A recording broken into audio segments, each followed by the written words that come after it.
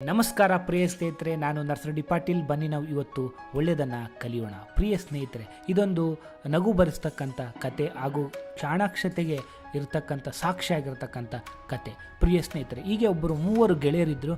ಅವರು ಹಳ್ಳಿಯಿಂದ ಆಗ್ತಾನೆ ಓದಿ ಮುಗಿಸಿ ಪಟ್ಟಣಕ್ಕೆ ಹೋಗಿ ಅಲ್ಲಿ ಯಾವುದಾದ್ರೂ ಒಂದು ಉದ್ಯೋಗ ಹುಡ್ಕೊಳ್ಬೇಕು ಅಂತ ಕನಸ್ಕೊಂಡಿದ್ರು. ಅದರಂತೆ ಊರು ಬಿಟ್ಟು ಬೆಂಗಳೂರಂಥ ಪ್ರದೇಶಕ್ಕೆ ಹೋಗಿ ಅಲ್ಲಿ ಜೀವನ ಕಟ್ಕೊಂಡ್ರು. ಹೊರಗಡೆ ತಿಂದರೆ ತುಂಬ ಖರ್ಚಾಗುತ್ತೆ ಅನ್ನೋ ಕಾರಣಕ್ಕೆ ಅವರೇ ರೂಮ್ ಮಾಡಿಕೊಂಡು ಅವರೇ ಅಡುಗೆ ಮಾಡಿಕೊಂಡು ತಿಂತಾಯಿದ್ರು. ಹೀಗೆ ದಿನ ಕಳೆದಂತೆ ಅವ್ರದ್ದೇ ಅದೇ ಊಟ ಅವರೇ ಮಾಡೋರು.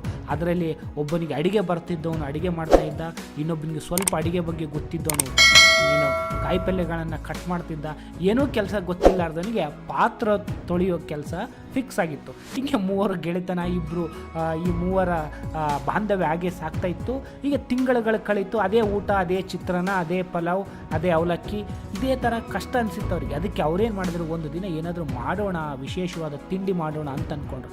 ಅದಕ್ಕೆ ಎಲ್ಲರೂ ಡಿಸ್ಕಷನ್ ಮಾಡಿ ಕೊನೆಗೆ ಕ್ಯಾರೆಟ್ ಹಲ್ವಾ ಮಾಡಬೇಕು ಅಂತ ನಿರ್ಧರಿಸಿದರು. ಆಗ ಕ್ಯಾರೆಟ್ ಹಲ್ವಾಗೆ ಬೇಕಾಗಿರ್ತಕ್ಕಂಥ ಎಲ್ಲ ದಿನಸುಗಳನ್ನು ಮಾರ್ಕೆಟಿಂದ ತಂದು ಎಲ್ಲರೂ ಒಂದಿನ ಸಂಜೆ ಹೊತ್ತು ಆಫೀಸಿಂದ ಬೇಗ ಬಂದವರೇ ತಯಾರಿ ಮಾಡಿದರು.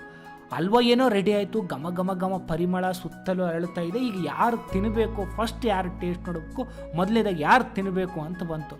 ಆವಾಗ ಅದರಲ್ಲಿ ಮೂರು ಏನಿದ್ರಲ್ಲ, ಅವರು ಭಾಳ ಶಿಷ್ಟಾಚಾರವಂತರಾಗಿದ್ದರು.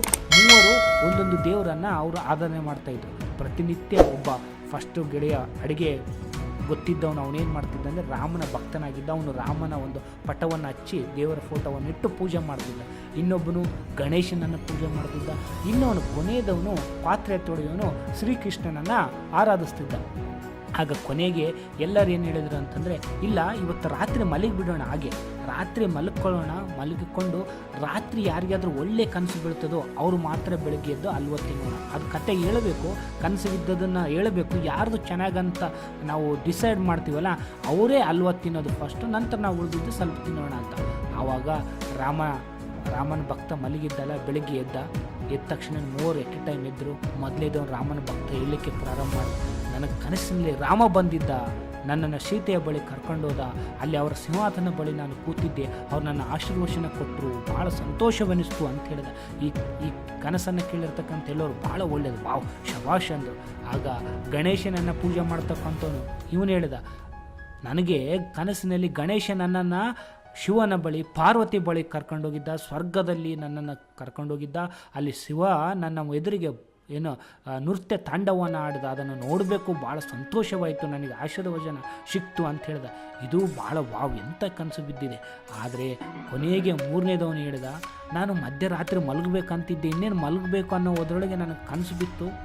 ಆ ಕನಸಲ್ಲಿ ಶ್ರೀಕೃಷ್ಣ ಬಂದು, ಇಲ್ಲಿ ದಡ್ಡ, ನಿನ್ನ ಸಲುವಾಗಿ ಎಲ್ಲ ಮಾಡ್ಕೊಂಡಿದ್ರಿ, ಕ್ಯಾರೆಟ್ ಹಲ್ವಾ ಮಾಡ್ಕೊಂಡಿದ್ರಿ, ಯಾವನನ್ನ ತಿನ್ನಲಾರ್ದ ಮಲಗ್ತಾರೆ ಅನ್ನೋ ದಡ್ಡ, ಮೊದಲು ಎದ್ದೋಗಿ ಹಲ್ವ ತಿಂದು ಬಂದು ಮಲಗು ಅಂತ ಬೈದ. ಹಂಗಾಗಿ ನಾನೇನು ಮಾಡಿದೆ, ಆ ಕನಸು ಮುಗಿದ ತಕ್ಷಣವೇ ಎದ್ದೋಗಿ, ನೀವು ಮಲಗಿದ್ರಿ ನಾನು ಯಾಕೆ ಎಬ್ಸೋದು ಅಂತೇಳಿ ಅಲ್ವಾ ನಾನು ಒಬ್ಬನೇ ತಿಂದು ತೊಳೆದಲ್ಲಿ ಡಬರಿಗಳನ್ನು ಅಲ್ಲಿ ಕೆಳಗಡೆ ಇಟ್ಟಿದ್ದೀನಿ, ತೊಳೆದಿಟ್ಟಿದ್ದೀನಿ, ಹೋಗಿ ನೋಡ್ರಿ ಅಂತ. ಈಗ ಇನ್ನುಳಿದ ಎರಡೂ ಗೆಳೆಯರು ಏನು ಮಾಡಿದ್ರು, ಇವನ ಮುಖ ಅವನ ಮುಖ ಇವನು ನೋಡಿ ನಗಾಡಿದರು ಅಥವಾ ಕೋಪ ಬಂತು ಒಂಚೂರು. ಹಾಗಾಗಿ ಕಥೆಯ ಸಾರಾಂಶ ಚಾಣಾಕ್ಷತೆನೇ ಅಥವಾ ಮಾತಿನಲ್ಲಿ ಒಂದು ತೀಕ್ಷ್ಣತೆ ಇರಬೇಕು ಅನ್ನೋದಕ್ಕೆ ಇದೊಂದು ಆಶಾಸ್ಪದ ಹಾಗೂ ಆಶನೀಯವಾಗಿರ್ತಕ್ಕಂಥ ಕತೆ. ಈ ರೀತಿ ನಮ್ಮಲ್ಲೂ ನಮ್ಮ ಗೆಳೆಯರು ಯಾರೊಬ್ಬರು ಈ ಥರ ಮಾತಿನಲ್ಲಿ ಚತುರತೆ ಇದ್ದವರನ್ನು ನಾವು ನೋಡ್ತೀವಿ. ಆ ಚತುರತೆಯನ್ನು ನಾವು ಕೂಡ ಜೀವನದಲ್ಲಿ ಅಳವಡಿಸ್ಕೊಂಡ್ರೆ ಭಾಳ ಒಳ್ಳೆಯದಾಗುತ್ತೆ ಅನ್ನೋ ಮಾತಿನೊಂದಿಗೆ ಸರ್ವೇ ಜನವು ಸುಖಿನೋ ಭವಂತು.